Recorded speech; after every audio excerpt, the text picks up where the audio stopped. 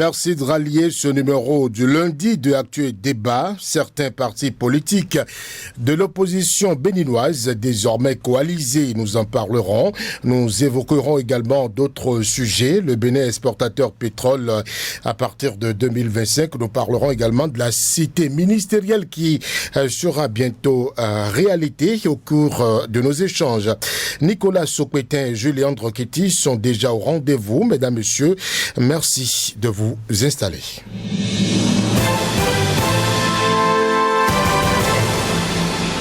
Nicolas Sokwetin, bonsoir. Bonsoir Brice, bonsoir à tous.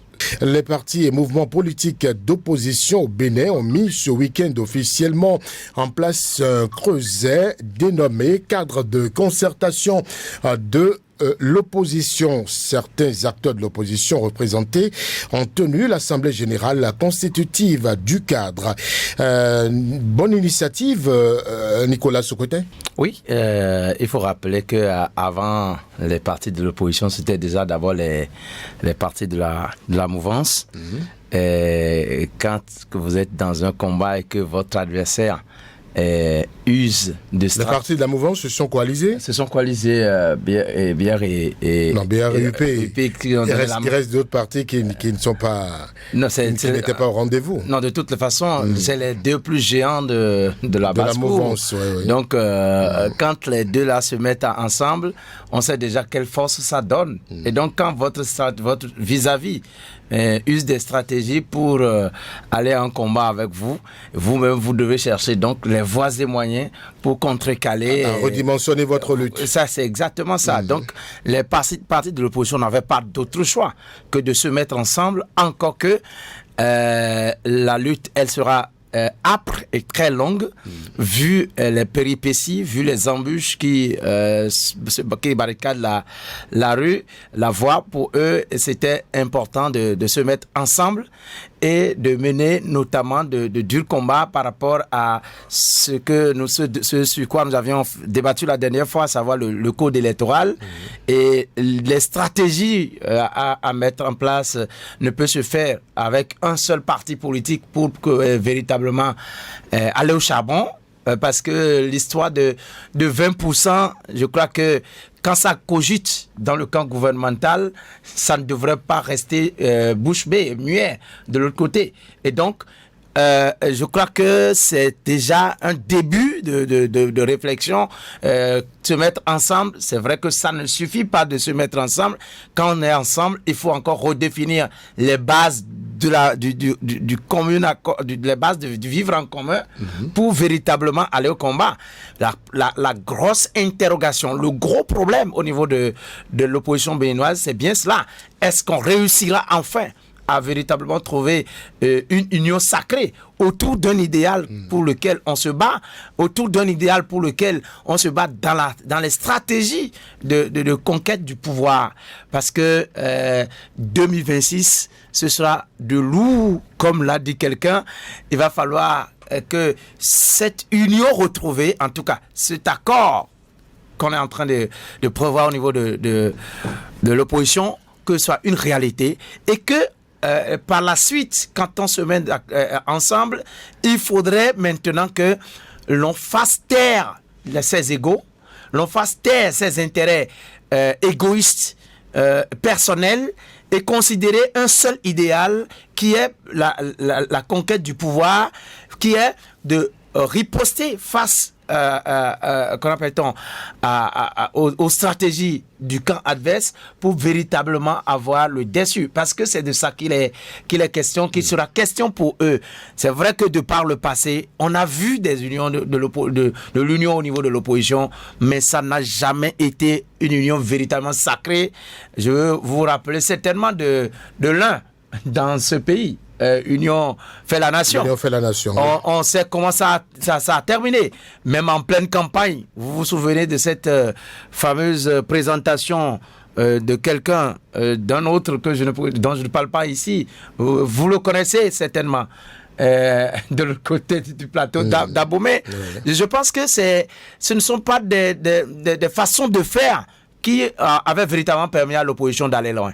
Et cette fois-ci, je pense qu'ils n'ont même pas le choix. l'opposition béninoise n'a pas le choix que si jamais il devrait aller en rang dispersé, bienvenue à l'écrasement, bienvenue à l'effacement même de la classe politique de l'opposition.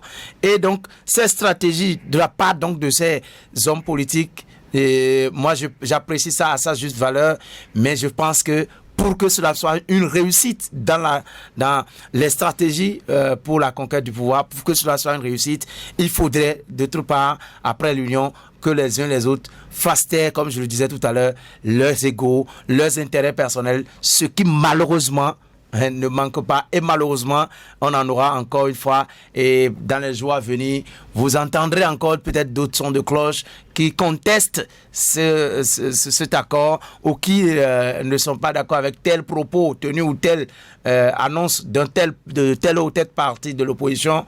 Et bienvenue à la dislocation, ce qui n'arrangerait pas du tout les intérêts des uns et des autres au niveau de différentes parties de l'opposition, mais surtout aussi au niveau d'un idéal qu'on devrait défendre, le code électoral tel que c'est là.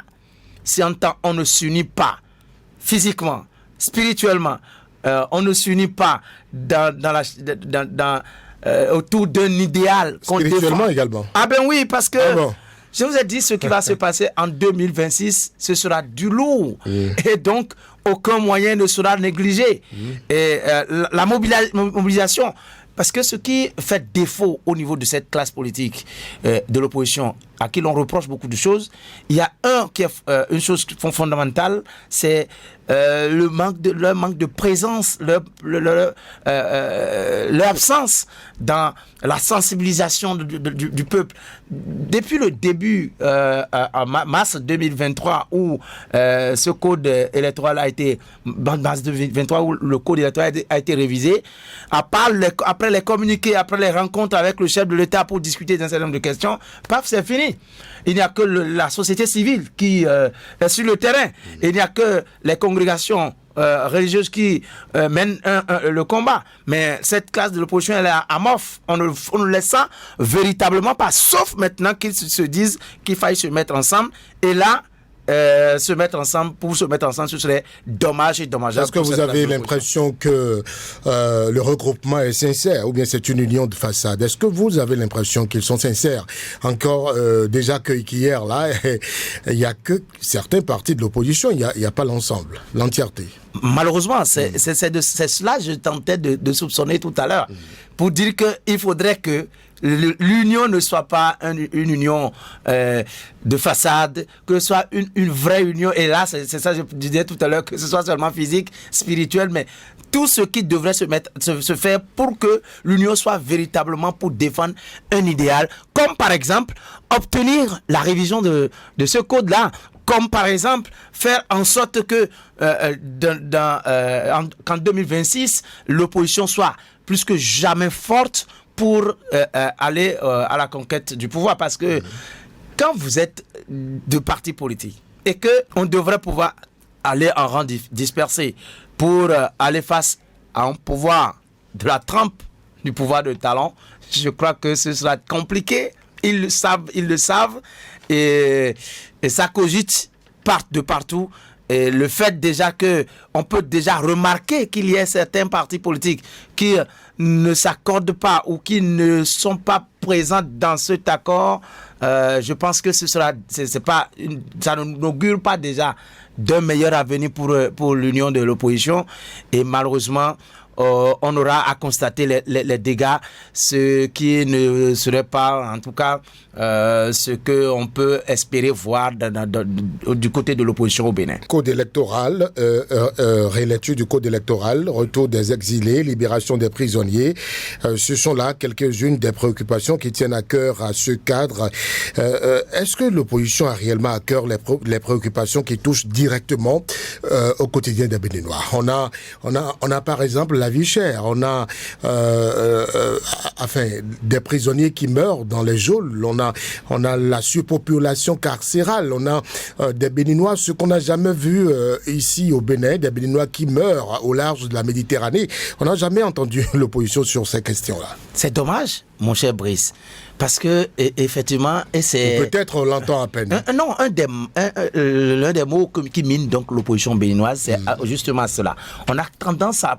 quand on les voit faire, quand on les voit parler, dans leur stratégie, on a comme impression qu'effectivement, l'opposition a ce problème qui est de s'accorder sur seulement ce qui ses intérêts les intéresse, ce qui les avantage eux, et la grande majorité, que le peuple qui a d'autres soucis du quotidien, du vivre quotidien, on n'en parle presque pas. Parce que effectivement, quand vous parlez de la vie chère, il y a encore un rebond au niveau des produits de première nécessité, encore une dernière fois.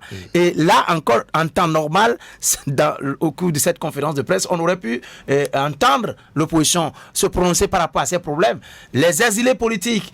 Ils en ont parlé, mais très peu. On a l'impression que la conquête du pouvoir les préoccupe davantage. Ça, c'est ce qu'on remarque depuis... on a même remarqué, même à l'Assemblée nationale, les députés de LD se prononcent très peu désormais, parce qu'ils estiment que, puisque la station radio, à un moment donné, ne fonctionne plus, ils estiment que pourquoi parler si entre-temps, vous parlez, personne ne vous entend.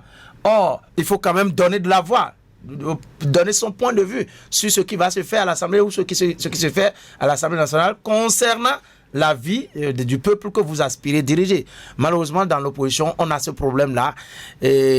Manque encore de dynamisme dans les stratégies. En tout cas, moi, j'attends voir. Parce que déjà, cette union qui vient d'être mise en place, j'attends voir quelle sera la suite, quels sera d'autres mouvements que cette opposition. Le mode d'action. Oui. Je voudrais entendre Julien Ketty qui vient de nous rejoindre sur la question. Julien Ketty, bonsoir. Bonsoir, Brice Bielaïchidi, bonsoir à tous. Alors, je voudrais avoir votre avis sur ce cadre de concertation de l'opposition né seulement hier.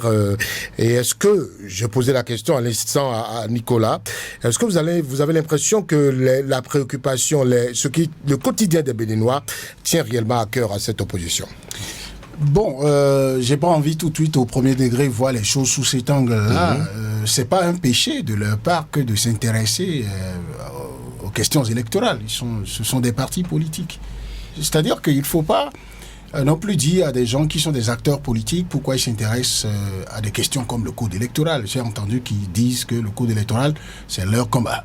Maintenant, ce qu'il faut leur reprocher, à bon droit, c'est de dire, mais quand vous vous rassemblez avec tant d'énergie, avec tant de détermination pour donc dans l'union être plus fort, pourquoi vous ne faites pas autant de bruit, vous ne mettez pas autant d'énergie à défendre ce qui relève du quotidien des populations, parce que cela aussi relève des activités des partis politiques.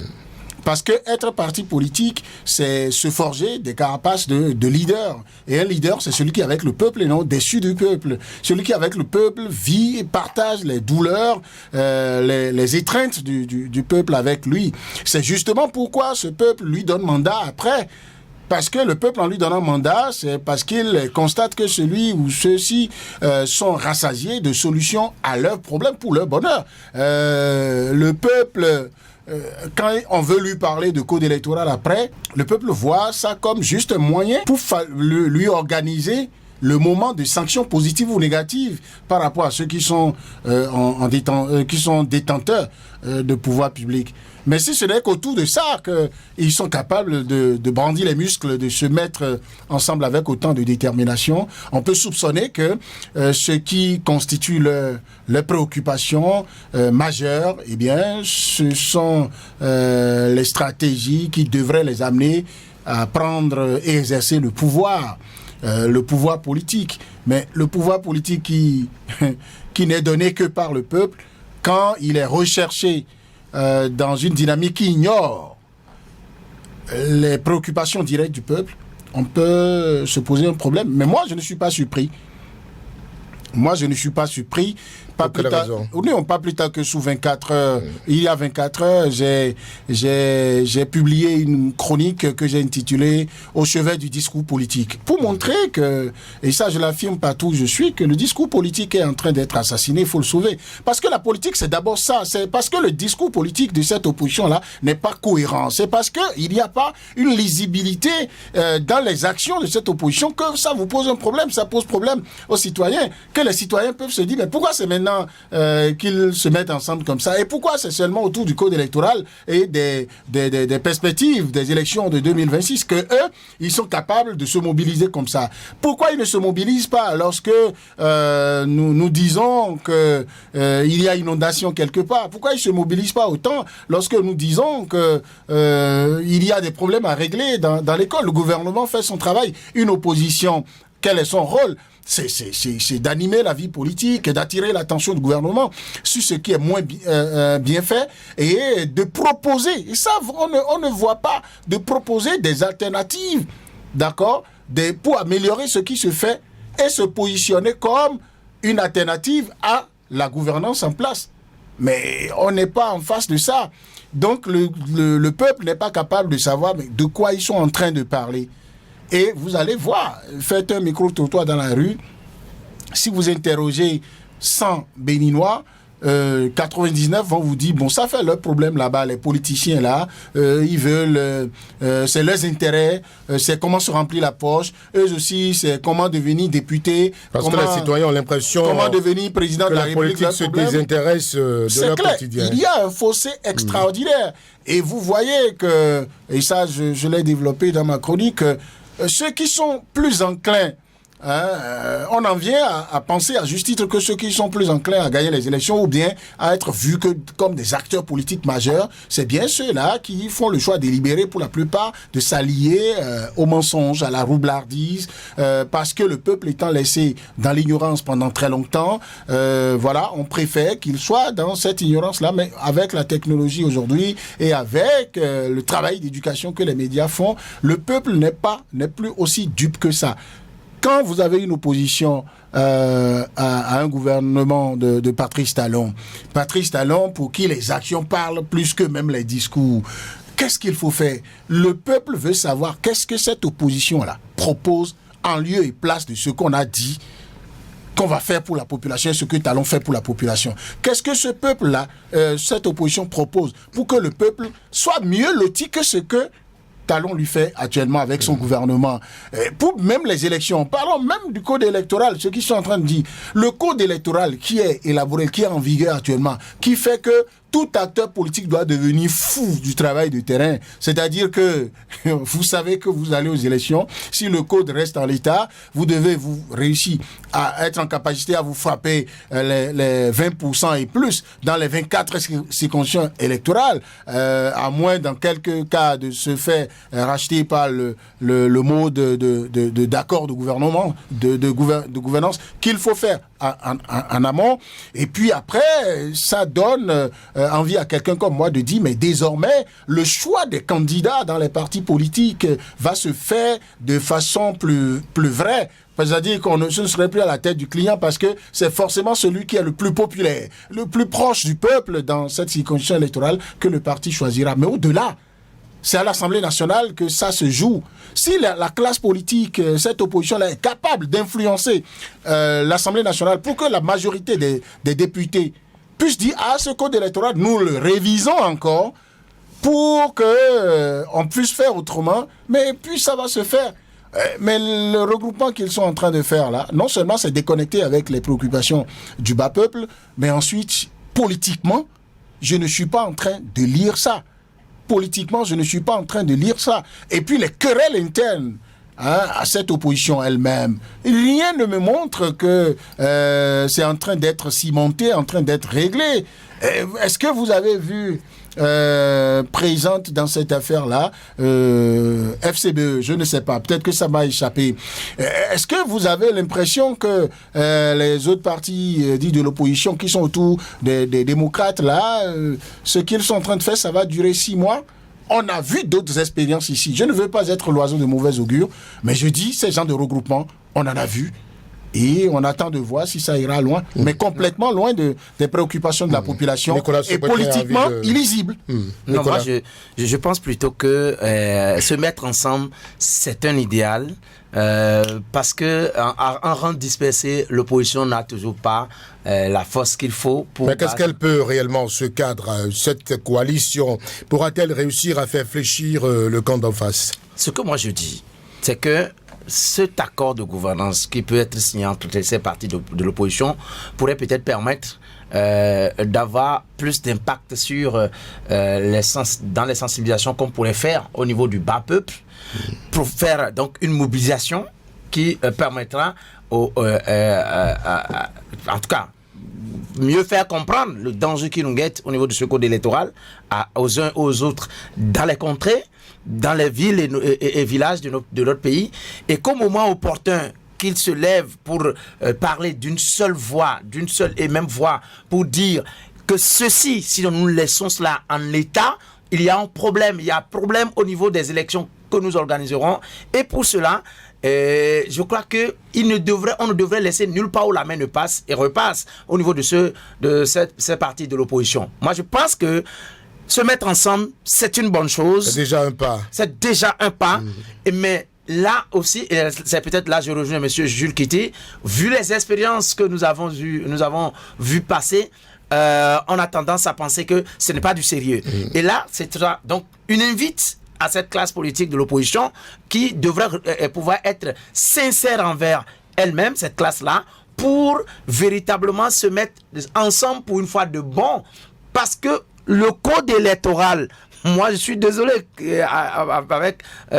par rapport à cette position de M. Jules Kitty qui dit que il faut qu'on se batte, non, il est clair que depuis 90, aucun parti politique n'aura réussi à avoir ces 20% dans toutes les circonscriptions du pays. Et il ne sera jamais, et ça c'est presque sûr, il ne sera jamais une réalité en 2026 qu'un seul parti politique puisse avoir les 20% partout. Même avec les accords de gouvernance.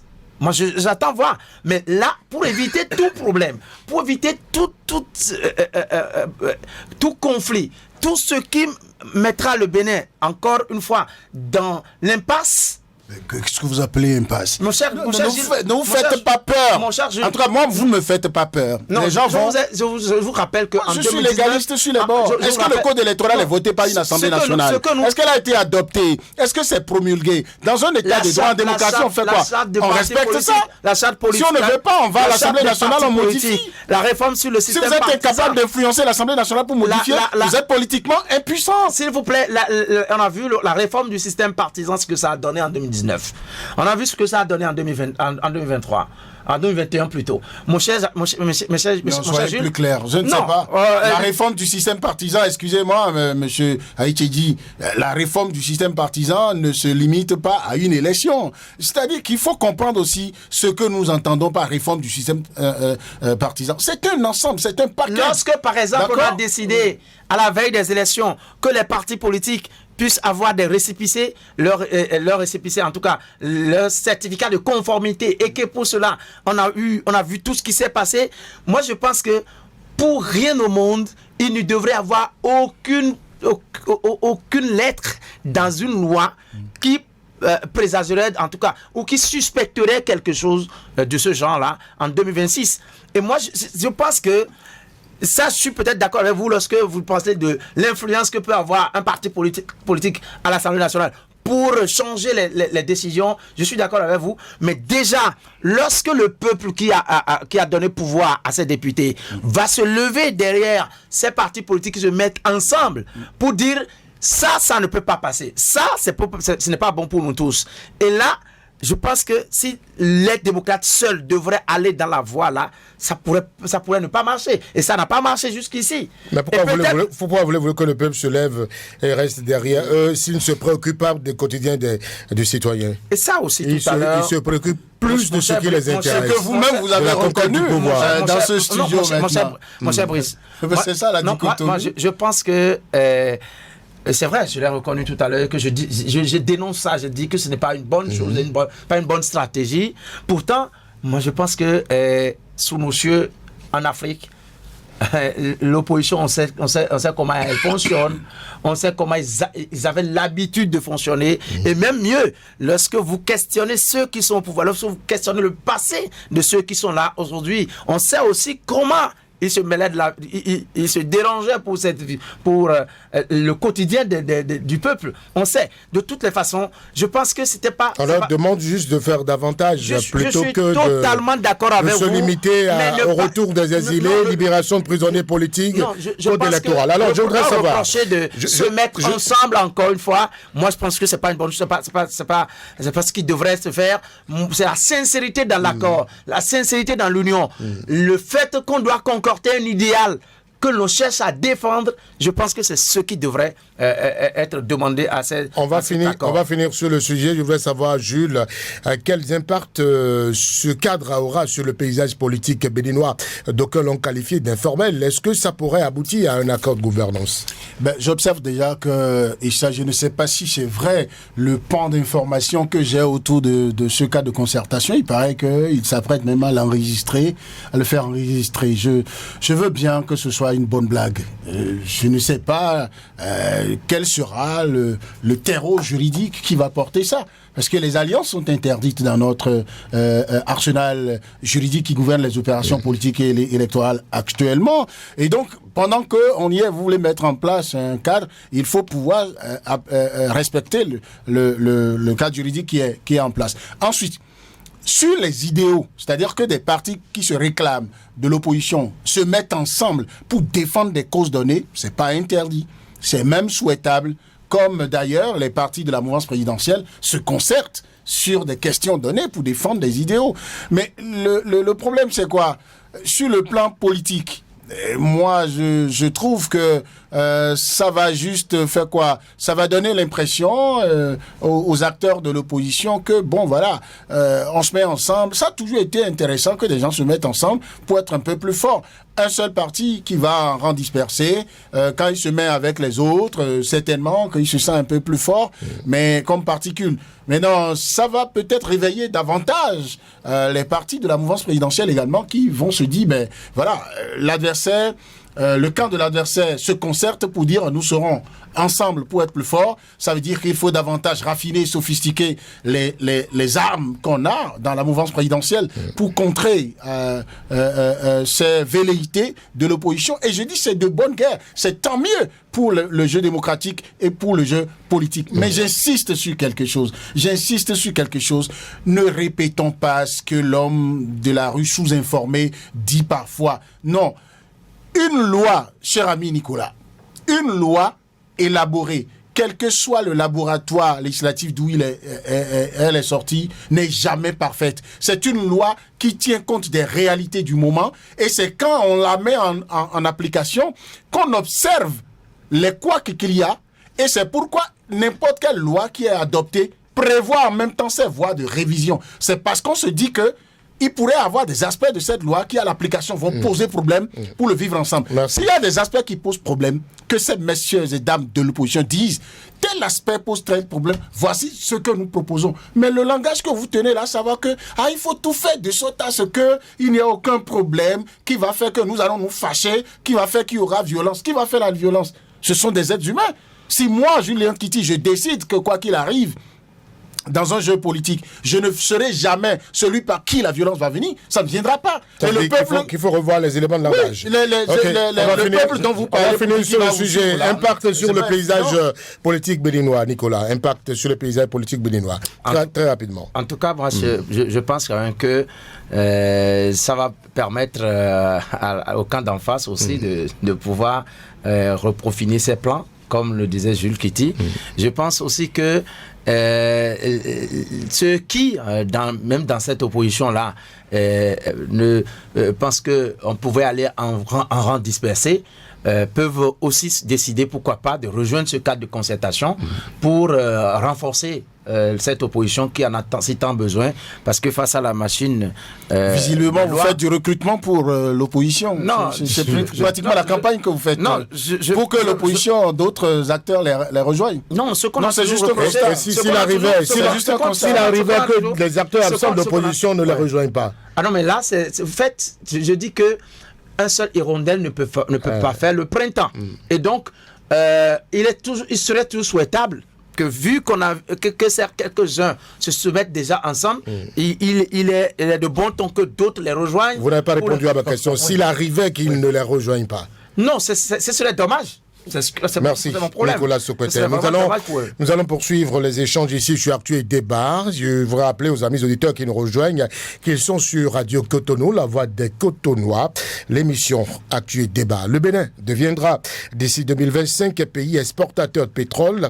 L'information relayée par la presse émane de Samou Adambi, ministre de l'Énergie et de l'Eau, et des informations récemment confirmées par le porte-parole du gouvernement.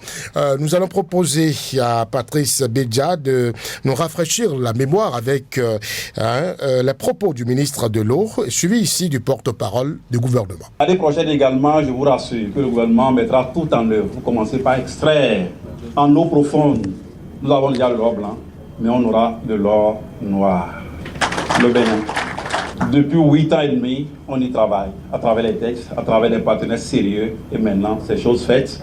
L'année prochaine, par la grâce de Dieu, nous allons commencer également par être un pays producteur puis exportateur de pétrole brut. Nous avons déjà été par le passé un pays producteur et exportateur de pétrole. Et pour ce qui est envisagé pour 2025, sera mis en exploitation le bloc numéro 1, celui de Témé-Craqué, que nous avons déjà exploité par le passé et où il y a une réserve, je dirais, résiduelle pour tenir compte des pratiques dans ce milieu résiduel, parce que c'est quand même quelques millions de barils potentiellement. Donc ce bloc qui sera effectivement mis en exploitation, et dans le même temps il y a d'autres qui seront en prospection. Il y en a eu par le passé, il y en a encore. Il y a des promesses de gisements ici ou là, et donc les blocs qui ne seront pas en exploitation l'année prochaine vont faire l'objet de prospection avancée pour nous situer définitivement sur l'existence et l'exploitabilité des gisements qui sont disponibles dans notre sous-sol. Donc ce que le ministre vous a dit, je confirme et considérer que dès 2025, Inch'Allah, le Bénin redevient un pays producteur et exportateur de pétrole. Ce n'est pas nouveau, ces propos, Nicolas. Quel crédit lui accorder maintenant? Moi, je reste Saint-Thomas là-dessus. C'est vrai qu'on sait déjà que depuis très longtemps que le Bénin appartient à cette association des pays des producteurs du pétrole en Afrique. Qu'on nous annonce que à partir de 2025 que nous allons produire du pétrole.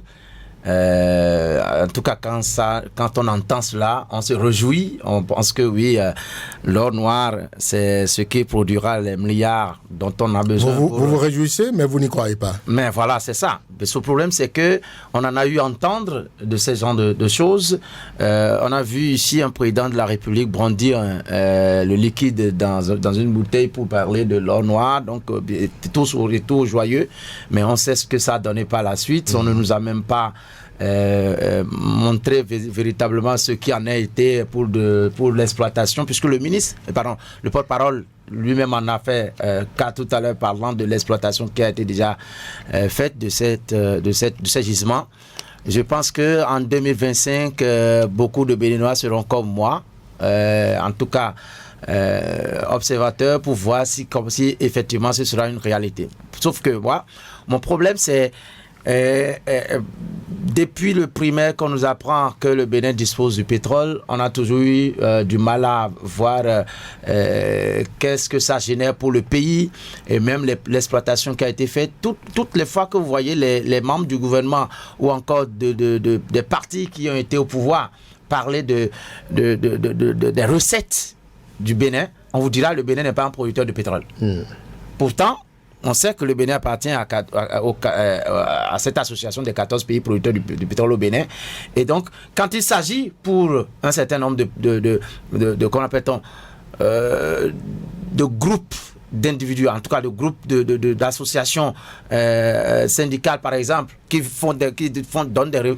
revendiquent des choses pour leur brandir le fait que le Bénin n'a pas les moyens. On dit que le Bénin n'est pas un pays producteur de pétrole. Voilà, on nous annonce encore qu'il y aura production à partir de 2025. Moi, je veux rester Saint-Thomas là-dessus. Je voudrais voir avant de croire vivement que cela soit une réalité.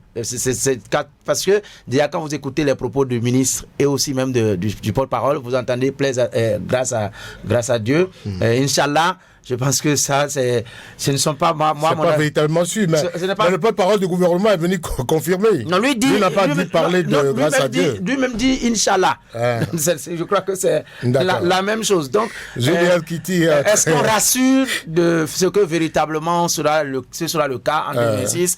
Moi, je veux rester voir avant de croire. 2025, Julien Kitty, c'est dans un peu plus d'un mois.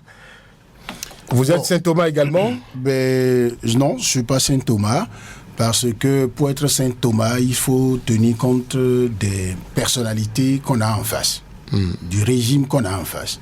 Je suis content que Nicolas ait parlé d'un président. Moi, j'ai vu beaucoup plus un ministre des Mines sous le régime passé, qui a brandi un gobelet pour dire que c'est l'or noir qui est dedans, donc on est déjà dans l'exploitation, puisque c'est un acte public, je peux même citer le nom si vous voulez. Mais vous avez parlé du régime où on a vu quand même un président de la République qui a l'art de tester la solidité de bitume avec les doigts. Donc c'est deux styles différents. Donc on peut y croire. On peut y croire parce que voilà un gouvernement qui depuis 8 ans et plus, a montré que 9 fois sur 10, ce qu'il dit qu'il va faire, et qu'on pense même qu'on n'a jamais pu faire, que c'est trop ambitieux et tout, ils arrivent à le réaliser. Tout n'est pas parfait. Mais est-ce que vous avez l'impression que de ce point de vue, le gouvernement du président Patrice Talon est comparable? En tout cas, peut être mis au même pied d'égalité que le gouvernement, son prédécesseur. Non, ça ne veut pas dire que son prédécesseur n'a rien fait de bon. Donc moi, je ne suis pas dans cette logique. Vous voulez inviter Nicolas à y croire. Qu'est-ce qui oblige le gouvernement en place actuellement à dire à quelques encablures de 2025 que nous allons pouvoir devenir pays comment vous dites ça, exportateur de producteurs et exportateurs de pétrole. Qu'est-ce qui oblige le gouvernement à le dire? Et il a dit, le ministre des Mines, que il a dit, je cite, nous y travaillons depuis 8 ans. Ça veut dire quoi? Et ça ressemble à ce gouvernement, ça, qui est dans la planification. Parfois, nous réclamons des choses et tout le monde est pressé, mais le gouvernement dit non, j'attends, je vais faire les études et quand ça va être bien bouclé, je pourrai être à même de le faire. C'est exactement ce que des citoyens béninois peuvent voir. Mais c'est parce que c'est sûr maintenant qu'on annonce, non? Qu'on annonce ça. Et c'est ça, être un gouvernement et un dirigeant sérieux. Je vous permettez, même si nous n'avons pas beaucoup de temps, quelques secondes de digression pour vous dire, j'ai rencontré quelqu'un dans la béninois, lambda, dans la rue la dernière fois, qui me dit simplement que pendant des années, depuis que lui voit les gens gouverner le Bénin, gouverner Cotonou et tout, aucun gouvernement n'a pu trouver une solution pour que les 3 mois d'impraticabilité de voies dans un quartier comme Agla, Cotonou, puissent se faire. Mais on mettait des milliards, d'accord, pour lutter contre l'inondation à Cotonou. On se disait, nous-mêmes aussi, qu'il y avait des zones où on ne pouvait jamais régler la question. Mais tout le temps, on disait à ce gouvernement, pourquoi vous ne le faites pas? Il faut agir vite, il faut faire. Le président Patrice Talon dit, je ne veux pas faire comme les autres. Si les études doivent coûter ce que ça va coûter, je suis prêt à le faire. Il y a toujours des gens quelque part sur la planète Terre qui savent comment on fait ça. Et finalement, on amène l'expertise. Et aujourd'hui, en permanence, les gens peuvent circuler. Ça veut dire quoi? C'est de la même manière que l'exploitation du pétrole. Puisqu'on avait déjà exploité à minima des gisements pas trop importants dans Sémékodi, le gouvernement de Patrice Talon qui est arrivé aurait pu s'empresser pour dire ok, je prends aussi, on joue les producteurs et exportateurs de pétrole. Mais il n'a pas voulu jouer à ça. Mais ils ont mis 8 ans pour venir dire. Maintenant, si le ministre lui-même et que le porte-parole du gouvernement, lui aussi, il vient pour confirmer, alors qu'il n'a pas eu de garantie que quelque chose sera fait dans les normes de sorte. Il a même dit, le ministre, qu'ils ont travaillé également sur les tests. Ça veut dire quoi? Pour être appelé producteur, même si vous faites partie d'une association, pour être désigné pays producteur et exportateur de pétrole en bonne et due forme, il y a quand même des critères. Donc c'est parce que le Bénin remplit. Vous aussi à la suite du ministre et du porte-parole du gouvernement. Moi, je ne suis pas dans la confirmation. Je vous dis. Puisque les propos vont rester. 2025 est bien proche. Attends, moi je vous dis que le style de gouvernance de ce régime-là et les personnalités qui ont parlé, pour ce que je sais de ces personnalités-là, il faut y croire. Si ce n'est pas sûr, elles ne le diront pas. D'accord. Alors, elles ne le diront pas dans ce timing-là. L'investissement pour l'exploitation du pétrole, on le sait, ce n'est pas mince. Est-ce qu'on pourra avoir la quantité de gisements nécessaires pour compenser? Nicolas, d'abord. De toute façon, ça fait partie des inquiétudes qu'il fallait résoudre. Je suis sûr que si le ministre vient annoncer que la production et l'exploitation sera faite à partir de 2025, je suis sûr que ces inquiétudes-là sont réglées. Mais moi, mon problème, puisque je n'ai pas vu les installations nulle part, on n'est pas allé nous montrer quelles sont les touches qu'on a apportées aux installations qui sont à Sémékodi pour continuer ou recommencer l'exploitation du pétrole à ce niveau. Je peux bien avoir... Des travaux se font, comme le disent les autorités, mais ce n'est pas médiatisé. Je suis d'accord. Il aura fallu simplement que le ministre le dise, que peut-être, on dit, pour faire croire, pour montrer du vive-voix, de visu, ce dont nous parlons, peut-être déplacer la presse vers le site, pour montrer qu'est-ce qui se fait réellement. Parce que vous avez dit, vous étiez en train de le souligner, 2025, c'est dans 2 mois. Et donc, d'ailleurs, aucun des conférenciers tout à l'heure ne nous a signifié à partir de quel mois de 2025. On peut bien, et puisque le moment s'y prête, 2025 n'est pas loin là de 2026, qui nous dit que ce ne sont pas encore là des promesses qui... des promesses électorales qui... bon. C'est le grâce à Dieu qui vous gêne, et vous. Sincèrement, je dis... Non, ça, il faut arrêter. Il faut arrêter. Non. Dans le discours, vous n'êtes pas... Vous ne pouvez pas me dire... Même un athée ne se mettrait pas dans cette posture. J'avais oublié de réagir par rapport à ça. Le fait de dire Inch'Allah ou bien de dire grâce à Dieu, ça ne signifie pas... Ça n'amène aucune teinte de doute par rapport à la chose. Parce que de maintenant à 2025, pour des êtres humains qui savent que vous pouvez prévoir quelque chose à faire, prendre toutes les dispositions. Mais quand vous avez pris toutes les dispositions, qu'est-ce qui vous reste des hommes de chair et d'esprit? C'est de dire que rien n'arrive qui puisse remettre en cause ce que nous avons prévu et dont nous avons les moyens. Moi, je vous dis... Mais vous savez, dans un pays, on peut prévoir quelque chose. Prévoir... Non, on a dit c'est un style, c'est une manière de parler. Non. Vous avez l'impression vous voulez donner l'impression que ils n'ont rien prévu et c'est sur Dieu ils comptent pour pouvoir réaliser. Bon, non, c'est prendre les choses au premier degré. Je vous en prie. Non, mais moi je pense que... On travaille sur le discours politique. Je pense que quand on est sérieux, quand ce que nous désirons faire, c'est du pragmatisme, c'est du cas sur table. Je pense que... on aurait beaucoup plus été plus affirmatif. On aurait beaucoup plus été... Mais ils ont donné les raisons. Ils ont dit on a travaillé sur les tests. On a fait ceci, ils ont dit des choses concrètes. Par exemple, que aucun des deux conférenciers ne nous a dit à partir de tel mois, ça aurait été plus pragmatique de dire à partir de tel mois de janvier 2025, oui, l'exploitation sera une réalité. Alors, si on compte sur le grâce à Dieu, sur le Inch'Allah, et que arrivé à décembre 2025, rien n'est fait, est-ce que vous avez suivi toute la conférence? On va diffuser un extrait. Si on verra à décembre 2025 et rien n'est fait, on va aviser. Alors, c'est une bonne nouvelle quand même. Qu'est-ce qu'elle va changer dans le quotidien des Béninois? Les Béninois paieront peut-être moins d'impôts, puisqu'on a toujours dit qu'on n'a pas de l'or, on n'a pas de pétrole, il faut payer les impôts. Maintenant qu'on a le pétrole, on paye moins d'impôts? Non, je pense que tout ne sera pas n'ira pas de façon aussi automatique. C'est-à-dire quoi? Quand on dit à partir de 2025, on va devenir producteur et exportateur, après il faut aller chercher le calendrier et il faut savoir quelle est la taille de ce qui va commencer à être exploité.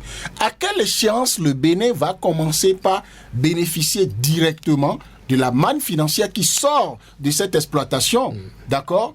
Et il faut aller chercher ce calendrier-là. Et quand ça va atteindre un niveau donné, c'est progressivement que, de la manière dont ça sort, l'État réinvestit, prend en charge... Mais qu'est-ce que ça va changer dans le quotidien, dans la vie des Béninois? Si on en vient à progresser dans ce statut de pays producteur et exportateur de pétrole, c'est que l'État central aura davantage de ressources, d'accord?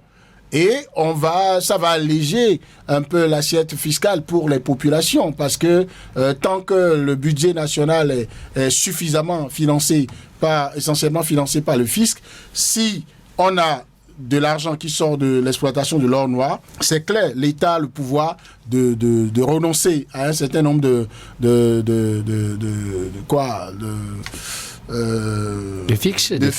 taxes que les Béninois payent. Et puis, on peut même tenir ces taxes, mais diminuer la taille de ces taxes-là, et on peut faire moins de pression sur les populations. Et on peut espérer également que lorsqu'un pays devient producteur et exportateur de pétrole, ça veut dire que c'est une poche de création d'emplois qui est énorme là. Un État ne saurait recruter, même s'il veut chercher de l'expertise extérieure, ne saurait recruter rien que des étrangers. On recrutera beaucoup de Béninois.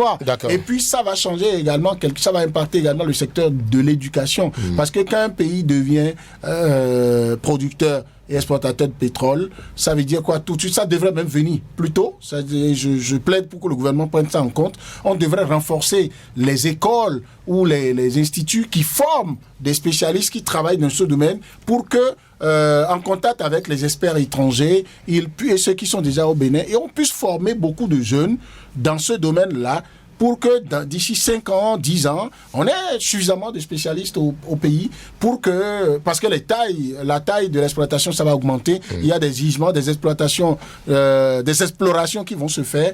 Et puis, je voudrais dire que sur la question de où est-ce qu'on trouvera l'argent pour financer les investissements, moi, je pense qu'avec un gouvernement qui mise beaucoup sur le partenariat public-privé, privé s'entend, béninois nationaux comme internationaux, et je pense qu'on va pouvoir capter les financements qu'il faut. Et je suis sûr que si le gouvernement est en train de dire ça, dit au moins l'année, même si on ne dit pas un mois, on dit l'année, ça veut dire que c'est pas au-delà de 12 mois, qu'on va voir des réalités, des choses palpables. Ça veut dire que les financements sont captés. Nicolas est gêné d'attendre 12 mois. Il faut préciser l'échéance. Écoutez, si Nicolas veut ces précisions-là, moi j'observe que j'ai écouté un extrait d'une conférence.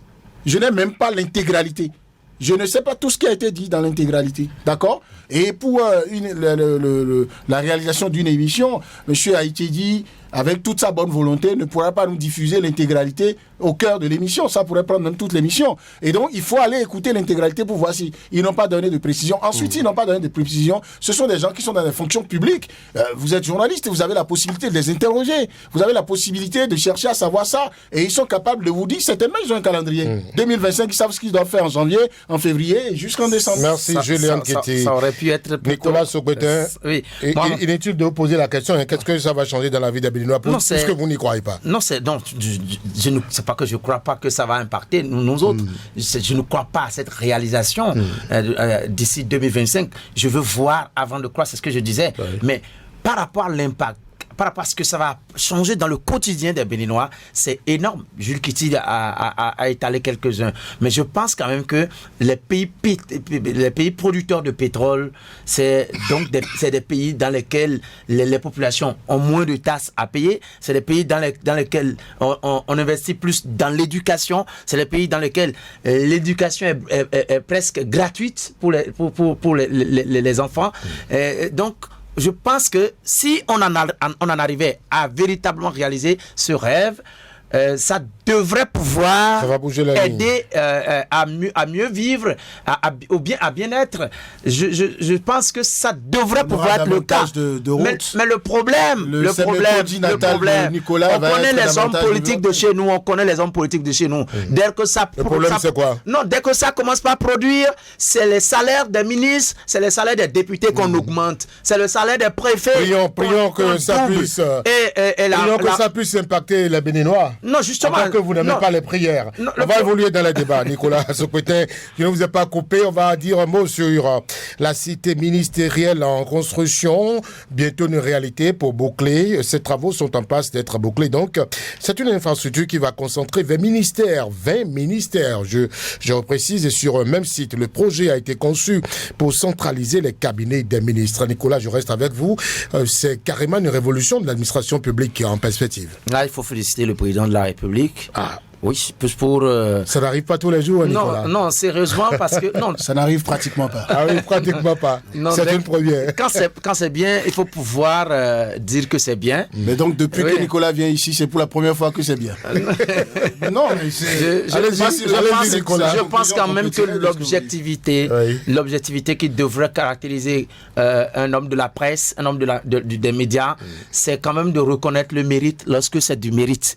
Et ça, je pense que ça va encore une fois permettre à la caisse de l'État de souffler. Parce que les locations coûtent cher pour le pays. Et donc, et puis même les déplacements d'un ministère à un autre ne favorise pour toujours pas la rentabilité au niveau des ministères. Je pense quand même que cet état de choses est à féliciter et vivement que cela s'achève le plus vite possible pour pouvoir soulager, parce que d'autres choses ont été déjà faites, comme par exemple la dématérialisation au niveau des pièces d'état civil.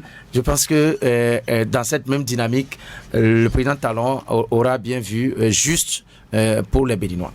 Julien Kéti, pour finir, ce sera votre mot de la fin, Nicolas. Non, mais moi, je pense que c'est une très bonne chose. Moi, j'ai eu la chance dans mon parcours de faire un cabinet ministériel. Je sais ce que ça vaut que de vouloir régler un problème où ça doit prendre la signature de plusieurs ministres. Entre deux ministères qui se trouvent à bonne distance, c'est des jours qu'on met, des comités qu'on met en place pour se concerter. Ça ne vient pas tous les jours et quelqu'un qui a voix prépondérante peut ne pas être au rendez-vous. Et puis, ça traîne tout le temps. Et parfois, beaucoup de cadres prétestent de telle ou telle chose, de ce qu'ils n'ont pas eu le temps de se déplacer pour aller vers tel autre ministère, ce qui fait que ça a traîné, alors que peut-être c'est parce qu'ils veulent que ça traîne pour qu'on aligne des jours de travaux pour avoir des indemnités. Oui. On connaît ces genres de pratiques. Moi, j'ai failli être victime de ça une fois où on m'a confié un document avec 10 personnes. J'ai vu des gens qui avaient pratiquement l'âge de mon père. Je me suis tapé une nuit blanche pour faire le document et après, je me suis fait des ennemis. Je ne savais pas qu'il fallait accepter qu'on traîne 20 jours sur le document et qu'on dise qu'on a travaillé pendant 20 jours et que des gens puissent se taper de l'argent. C'est vrai que c'est un bon vieux temps, c'est pas aujourd'hui, mais je dis, voilà des choses, je ne sais pas si ça a cessé, ça a quitté les gènes des Béninois. Donc je me dis, c'est une très bonne chose. C'est ça aussi, la planification stratégique. Et ça, c'est au mérite de ce gouvernement. Et je souhaite que Nicolas Sokoto, comme il a commencé, il puisse continuer de temps à autre à reconnaître qu'il y a quand même des choses inédites qui se font, des choses durables qui se font. Si vous ouvrez les yeux, c'est très facile, si facile de voir des réalisations. Merci, chers invités. On se dit agréable soirée. Bonne soirée également à Patrice Média et Job Chikpe, qui était à la partie technique de cette émission. Présentation Brice Sabila et Tchédji. Restez avec nous sur Radio Cotonou. Nos programmes se poursuivent.